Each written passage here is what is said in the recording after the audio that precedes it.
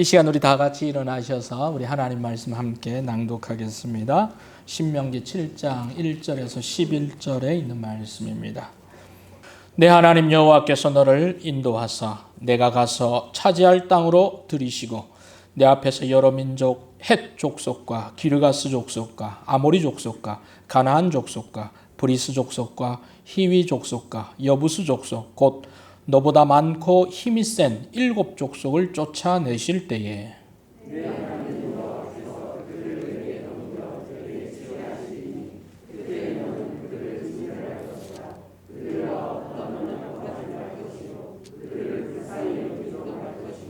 또 그들과 혼인하지도 말지니 내 딸을 그들의 아들에게 주지 말 것이요 그들의 딸도 내 며느리로 삼지 말 것은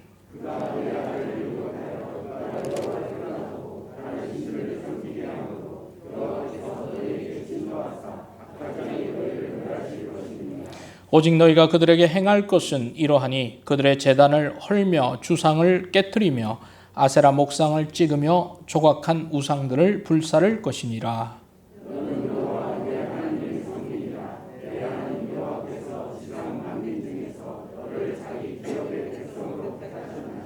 여호와께서 너희를 기뻐하시고 너희를 택하심은 너희가 다른 민족보다 수요가 많기 때문이 아니니라. 너희는 오히려 모든 민족 중에 가장 적으니라.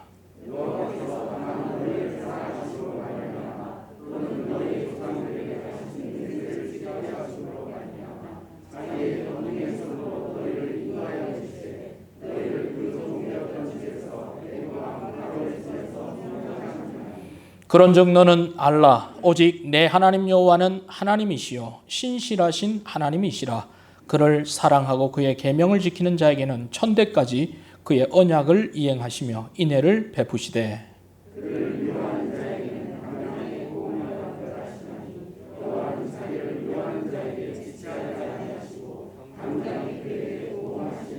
같이 읽겠습니다. 그런즉 너는 오늘 내가 내게 명하는 명령과 규례와 법도를 지켜 행할지니라. 아멘.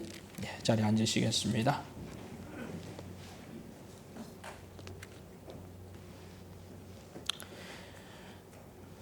사람들 각자가 하는 선택에는 그 선택을 하는 타당한 이유들을 가지고 있습니다. 하찮은 아주 값싼 물건을 하나 산다 할지라도 아무거나 사는 사람이 없습니다. 가장 저렴하고 자신에게 적합한 그것을 사람들 선택하기 마련입니다. 사람들의 선택에는 그만한 이유들이 있습니다. 그렇다면 위대하시고 또 세상을 창조하신 우리 하나님의 선택에는 어떠할까요? 당연히 하나님의 선택에서도 하나님의 그 분명한 이유와 목적이 있음은 의심할 여지가 없습니다. 오늘 본문 6절을 보면 하나님께서 수많은 지상에 있는 민족과 사람들 가운데 한 민족을 선택을 하셨습니다. 바로 이스라엘입니다. 이스라엘을 하나님께서 선택하셔서 그들을 가리켜서 성민이라 부르고 있습니다. 성민이라고 하는 것은 거룩한 민족이라는 뜻이죠. 수많은 민족들 가운데 이스라엘을 선택하셔서 너희들은 나의 거룩한 백성이다, 민족이라고 하나님께서 그들을 선택하셨습니다.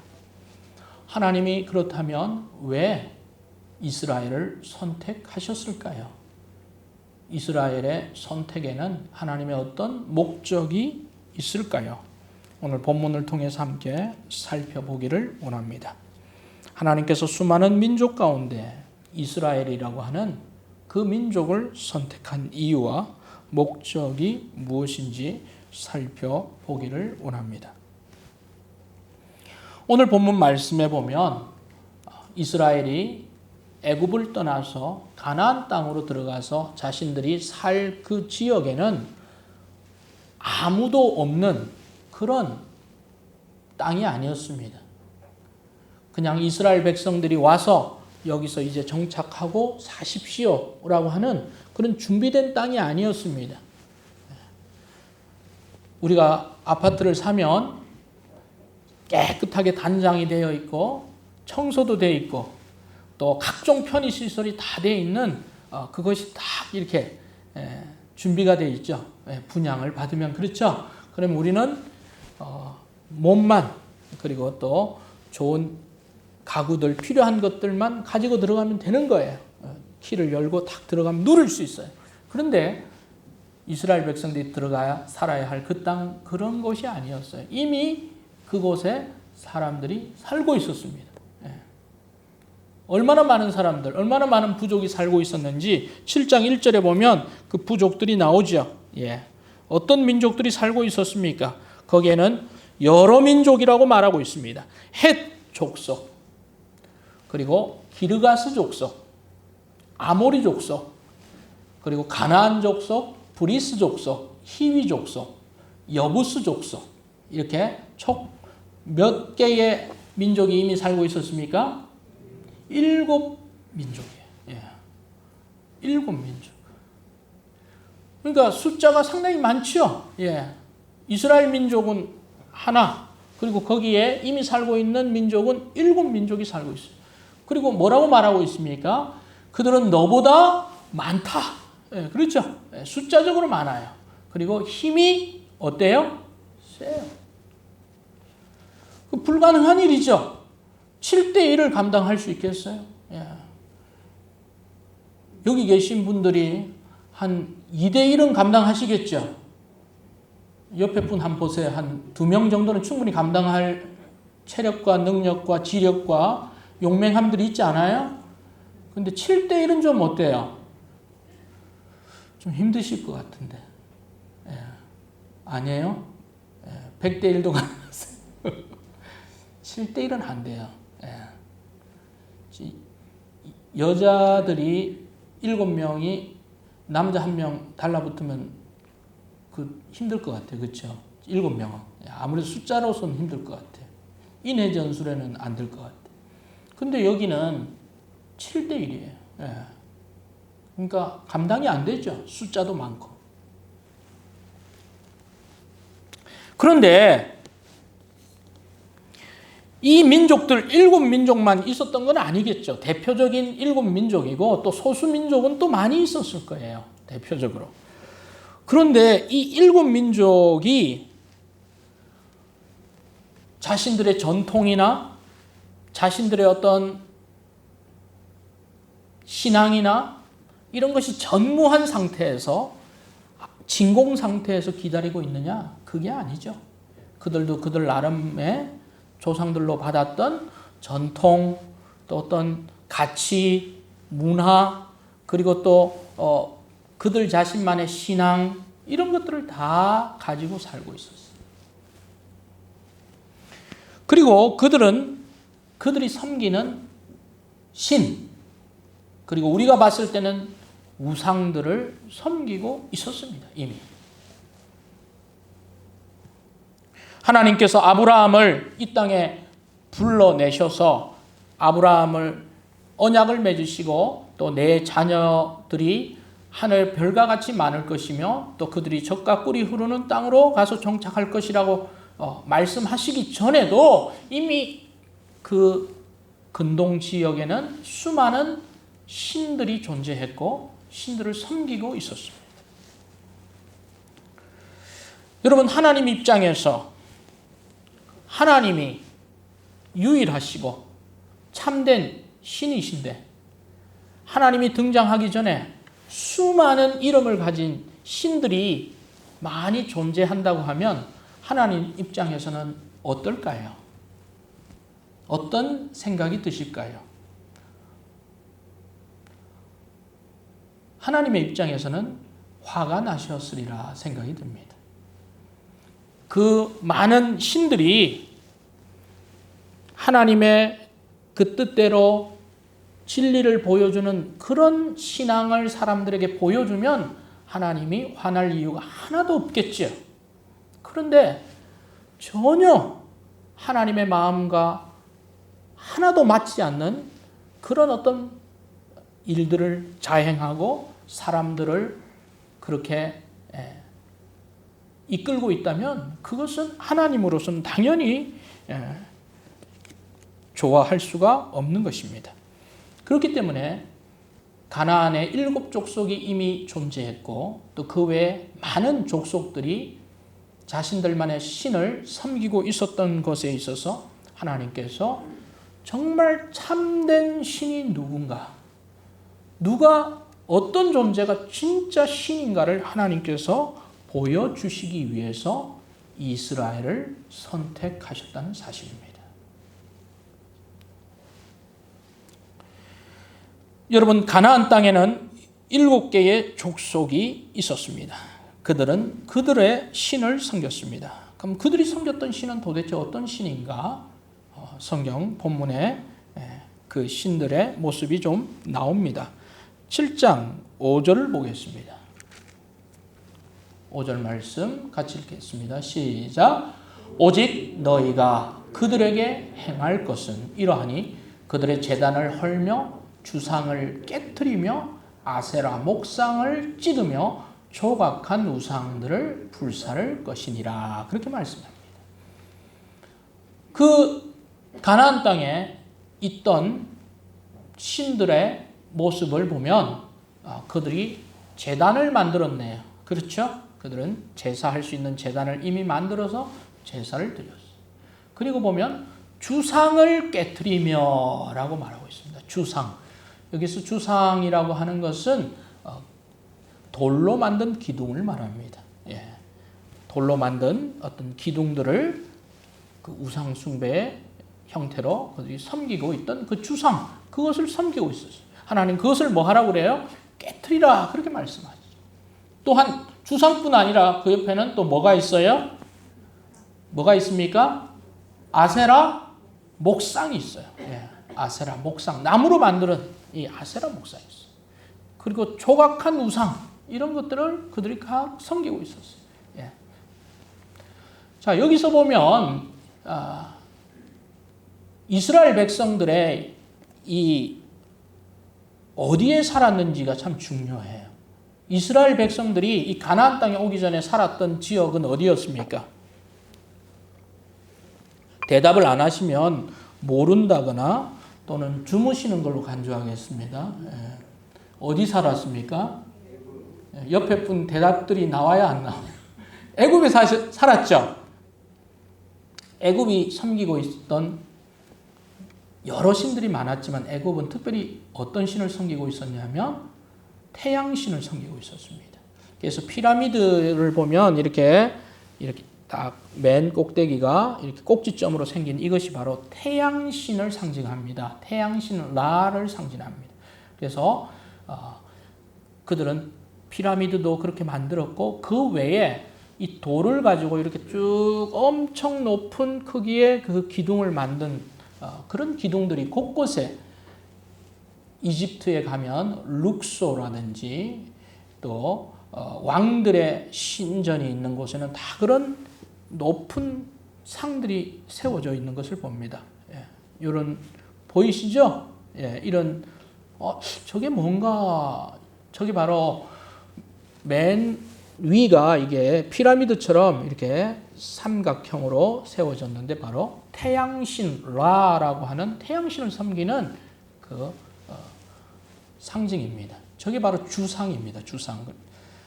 이것을 오벨리스크라고 하는데 이것은 이집트를 여행했던 헤로도투스가 이게 뭐지? 그렇게 하면서 돌 기둥이라고 하는 오벨리쿠스라고 말하면서 이후에 이게 오벨리스크로 이게 굳어졌는데 여러분 이집트의 신전에는 저런 것들이 다 세워져 있습니다. 태양신을 섬기는 것들이에요.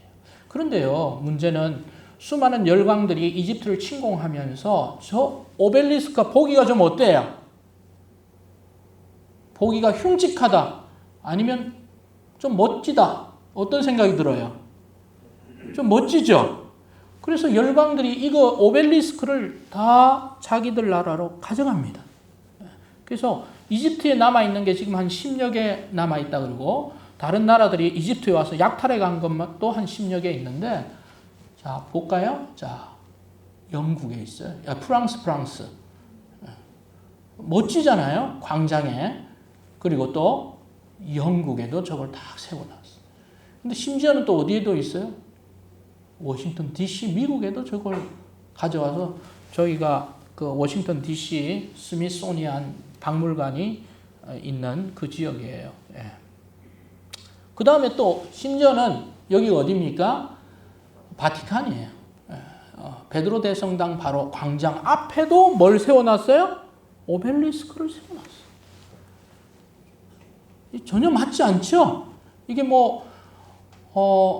건축학적으로만 본다면 그냥 멋진 건축물이구나 이렇게 생각할 수 있지만 저게 어디에서 온 거예요? 이집트에서 온 거예요. 근데 이집트에서 왔는데 성경에는 이미 뭐라고 말씀하고 있어요? 주상을 뭐 하라고 그래요? 깨트리라 그러죠. 예. 근데 그것이 버젓이 저런 모양으로 지금도 세워져 있는 거예요. 예. 이런 것이 곳곳에 당시에 그 가나안 땅에도 세워져 있었던 것입니다. 그것을 깨트릴 것을 말씀하고 있습니다. 그런데 또 5절에 나오는 보면 저것만 있는 게 아니고 아세라 목상도 있어요. 아세라 목상은 또 뭐냐? 이 목상이니까 나무로 만들었겠지요. 예. 아세라는 바로 가나안 땅에서 주신으로 섬기고 있던 신이 바로 바알입니다. 많이 들어보셨죠? 바알이 남자 신이라면 아세라는 어떤 신이에요? 여신입니다. 예.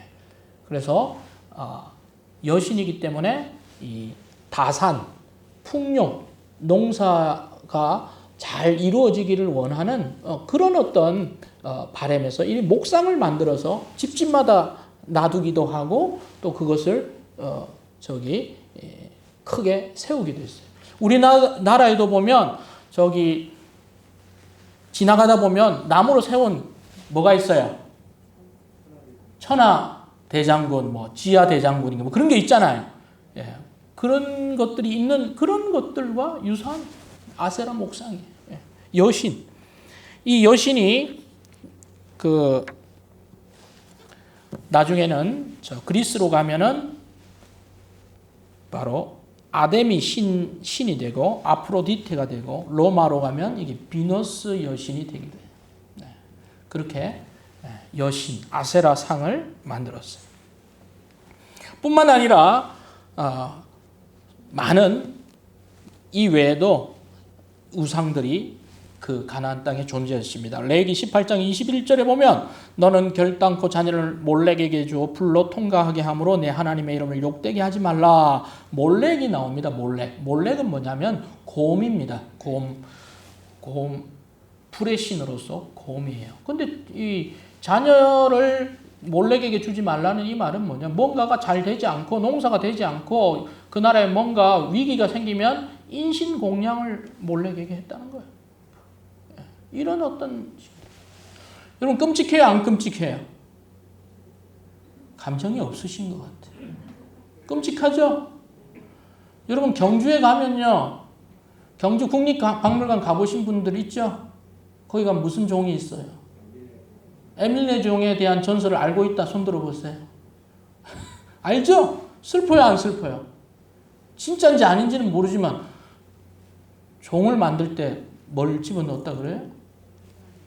아기를 넣었다 그러죠? 아니 몰렉에게 넣은 것과 차이가 있어요, 없어요? 유사해요. 그래서 그 종이 싫어, 나는.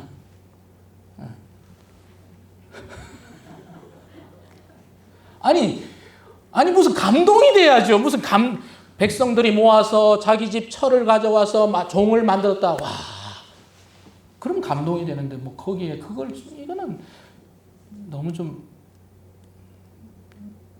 하나님이 원하시는 그런 모습이 아니에요. 여러분 근데 그것만 있는 게 아니에요. 저 그림 좀 치워주세요. 보기 흉해서. 예. 여러분 그것뿐만 아니라 우리나라에도 순장이라고 하는 풍습이 있었던 거 여러분 아시나요? 어떤 지체 높은 또는 왕이나 왕족이나 이렇게 죽으면 그 왕을 모시고 있던 그 신하나 또는 그 일꾼 중에 같이 어때요? 이렇게 그 무덤에 같이 들어가기. 자기 발로 들어가고 싶겠어요? 없죠? 그런 풍습이 있었어요. 근데 그게 우리나라에서만 있었던 게 아니에요. 이 풍습의 유래는 어디 있었냐면 순장의 중심지는 바로 고대 오리엔트, 오늘날 이스라엘을 비롯한 이 가나안 땅, 그리고 그 옆에 이라크, 우르라고 하는 지역에 있었어요. 우르라고 하면 누가 성경의 인물로 떠오릅니까? 우르에서 누가 나왔어요? 아브라함이 나왔어요. 아브라함이 있을 때 이미 그 지역에서 그런 순장의 풍습이 있었어요. 이 역사적인 발굴 기록을 보면 유프라테스강 하류의 우르 유적에서 발견된 왕묘에는 59명의 순장자가 발견되었답니다. 그중 6명은 완전 무장한 병사였고 9명은 비싼 장신구로 치장한 여자였다라고 나오고 있어요. 그 다음에 이집트에서도 피라미드같이 큰 왕묘들을 만들었는데 제르 왕묘 주변에는 궁녀가 275명, 신하 43명을 순장한 묘가 발견되었어요. 그리고 거기서 1.6km가량 떨어진 곳에는 269명이 묻혀 있었다. 아하 파라오의 무덤에는 순장된 것으로 보이는 35구의 뼈와 시신은 다 이렇게 말라졌어요. 뼈와 여러 마리의 사자뼈가 발견되었다. 여러분 당시에 이 구약 성경이 씌어질 당시에는 아마 순장 제도가 막 전성기를 누렸을 수도 있어요. 이집트에서 또 그리고 가나안 땅에서 사람들을 노예 그리고 그런 사람들을 같이 묻어버리는 그런 일들이 비일비재해요. 그것이 어디로 들어왔어요? 그런 풍습이요? 빨리 전파되죠? 중국으로 전파된 거예요. 그 중국으로 전파된 것이 또 어디로 왔어요? 우리 한국으로 와서 순장제도, 삼국시대에도 그런 것들이 있어요. 물론 그것이 오래 가지는 않았겠죠. 이거 너무 부당하다. 이렇게 해서는 안 된다. 뭐 그렇게 해서 빨리 중단됐겠지만 그런 일들이 저쪽에서 쭉 이렇게 안 좋은 것은 빨리 전파되는 거예요. 이런 우상 숭배를 가나안 7부족이 하고 있었으니까 여러분 오늘날 생각하는 그냥 하나님을 섬기지 않는 사람이라는 개념하고 완전히 다른 개념입니다. 그들은 완전히 다른 신을 섬기고 있었습니다. 그렇기 때문에 하나님께서 이 7부족에 대해서 하나님께서 뭐라고 그러셨습니까? 2절을 보면 같이 읽겠습니다. 시작. 내 하나님 여호와께서 그들을 내게 넘겨 내게 치게 하시니 그때 너는 그들을 진멸할 것이라. 여러분 그것은 그냥 우상 숭배 하나님을 섬기지 않는다 수준이 아니에요. 완전히 다른 생각과 그들의 가치관에 사로잡힌 우상을 섬기고 있었어요. 그래서 그들을 하나님께서는 그것이 사람들을 유익하게 하고 도움 주게 한 게 아니라 사람들을 완전히 파탄나게 하고 생명을 경시하게 하고 그들을 완전히 좋지 않은 모습을 하게 했기 때문에 그런 모습을 하나님께서 뭐 하라고 하셨습니까? 진멸하라 그랬어요. 더불어서 그들과 어떤 언약도 하지 말라 그랬어요. 어떤 언약도. 그런 사람들과 언약을 맺는다는 것은 뭐예요? 장사를 하기 위해서 계약을 맺거나 또 어떤 것을 하기 위해서 이런 계약을 한다면 그들과 계속 어울릴 수밖에 없겠죠. 그래서 그런 일체의 교제를 하지 말 것을 말해요. 그렇게 하다 보면 어떻게 됩니까? 생각이 같이 들어오게 되겠죠. 그리고 그들을 어떻게 여기지 말라 그랬어요? 불쌍히 여기지도 말라 그랬어요. 여러분 맥락이 이해가 되시죠? 이런 이유 때문에 하나님께서 이 우상 숭배를 하는 사람들에 대해서 철저히 거리 둘 것을 한 것입니다. 뿐만 아니라 3절, 4절을 보면 하나님께서 그들과 혼인하지도 말라라고 그렇게 말하고 있습니다. 왜 그렇습니까? 북왕국의 아합 왕이 누구와 혼인했어요? 아합 왕이 저기 시돈에 있는 그 바알을 숭배하고 있는 제사장의 딸 누구를 데려옵니까? 이세벨을 데려오죠. 이세벨과 짝이 되면서 이세벨이 그냥 자기만 온 게 아니라 자기가 어렸을 때부터 보고 배웠던 신 바알을 데리고 옵니다. 그래서 엘리야 선지자 때 그 바알 선지자가 몇 명이나 있었어요. 정부에서 제공하는 국가 공무원 수준으로 제사장들을 대우해 줬죠. 400 몇 명이에요? 50명이 있었어요. 그 다음에 바알만 데리고 온 게 아니라 또 바알이 오면 꼭 누가 와야 돼?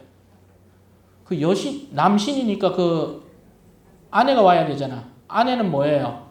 아세라 신이죠? 아세라 목상. 아세라 선지자는 또 몇 명이 있었어요? 모르세요? 450명 플러스 몇 명? 400명. 예. 그래서 이 거짓 선지자들, 거짓 제사장들이 몇 명이 있었어요? 850명이나 있었어요.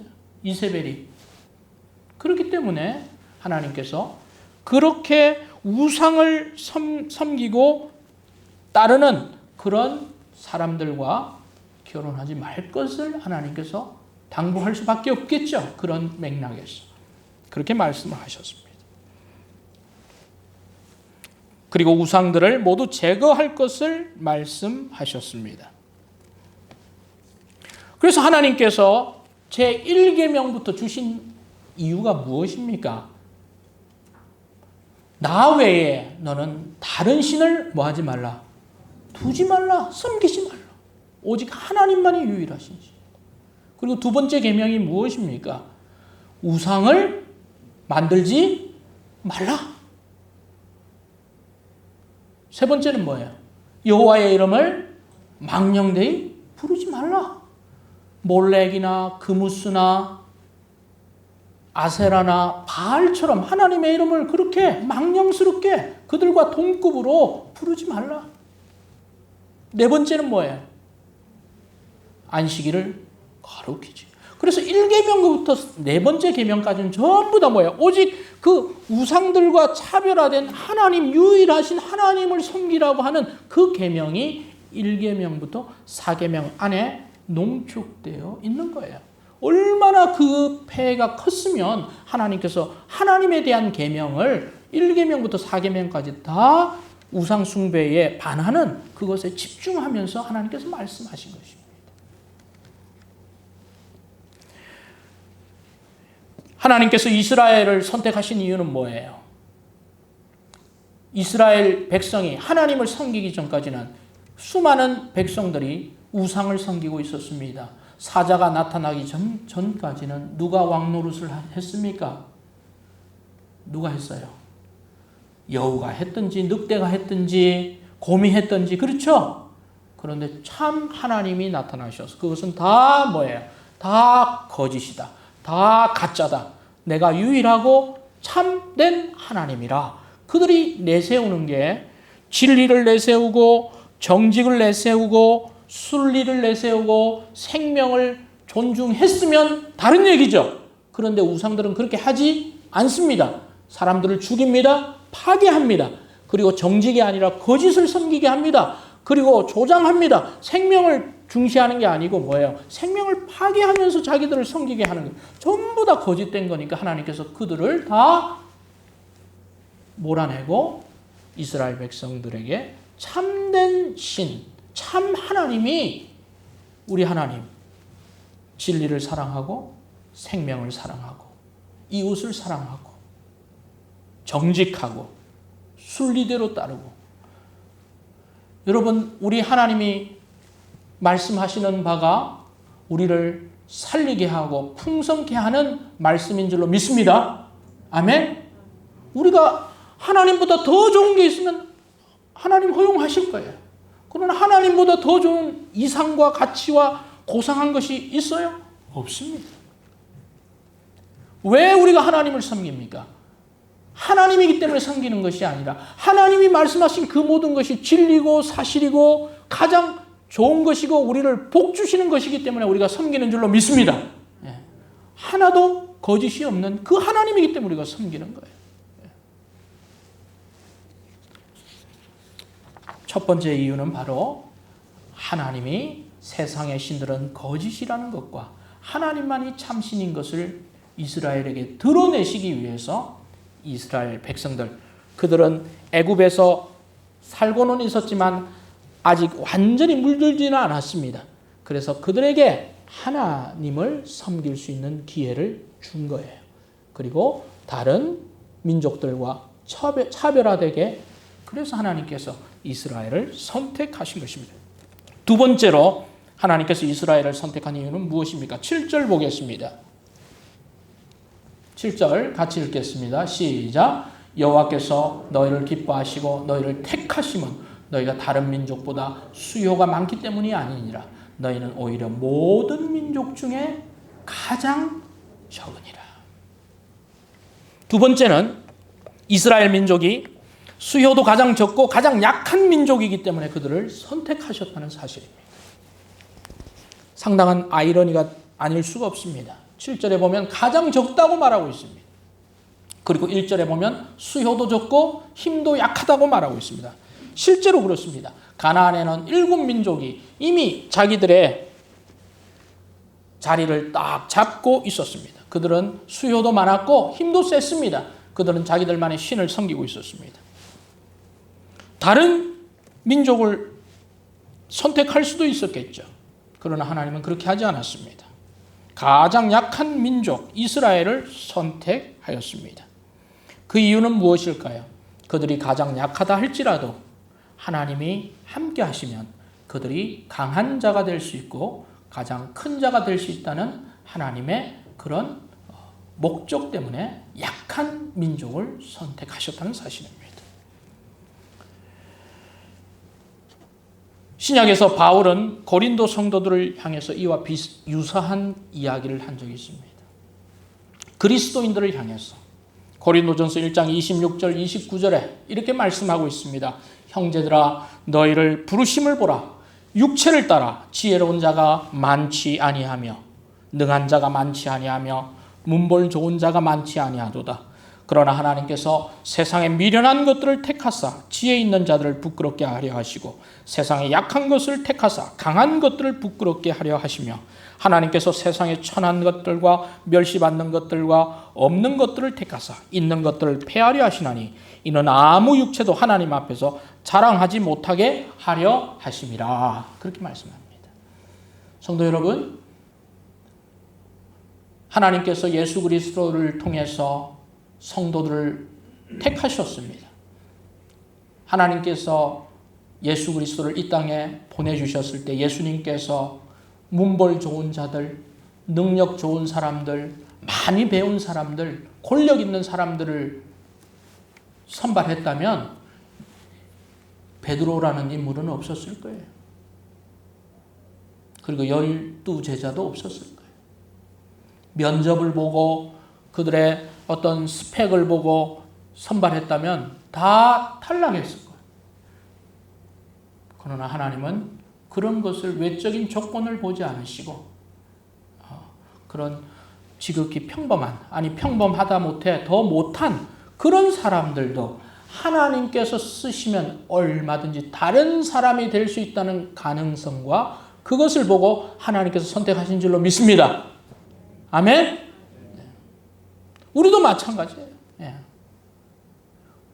하나님께서 우리의 똑똑함, 우리의 능력 있음, 우리의 뭔가 특별한 것을 보고 하나님께서 나를 세워주셨다. 천만의 말씀입니다.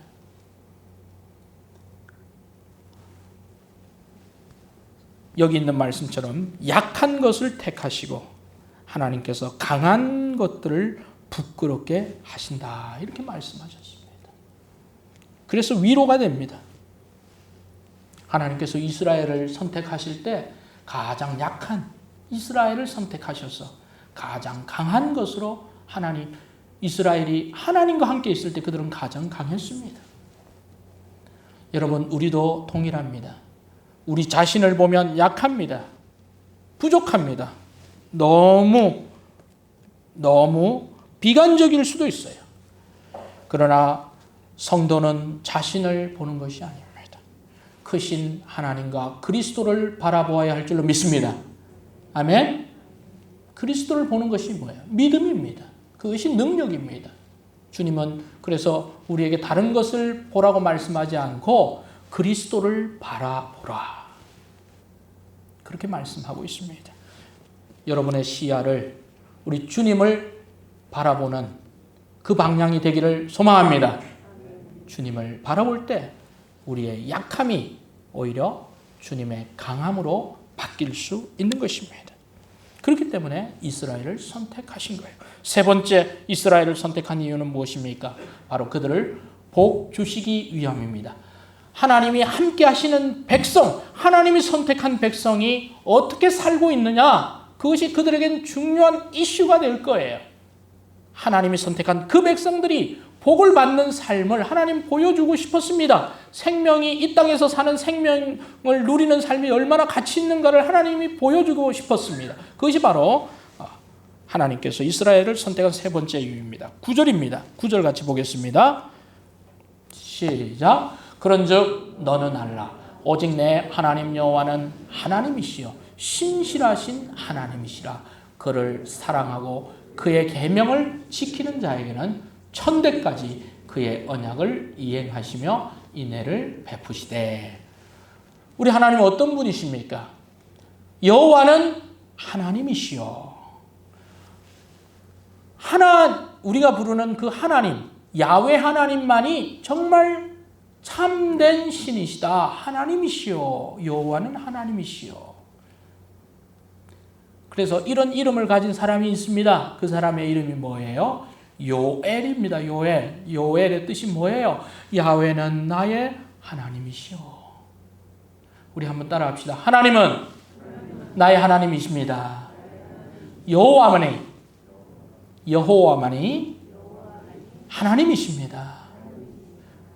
하나님만이, 내가 믿는 그 야훼 하나님만이 참된 신이십니다. 하나님이십니다. 그것이 바로 요엘이라는 것입니다.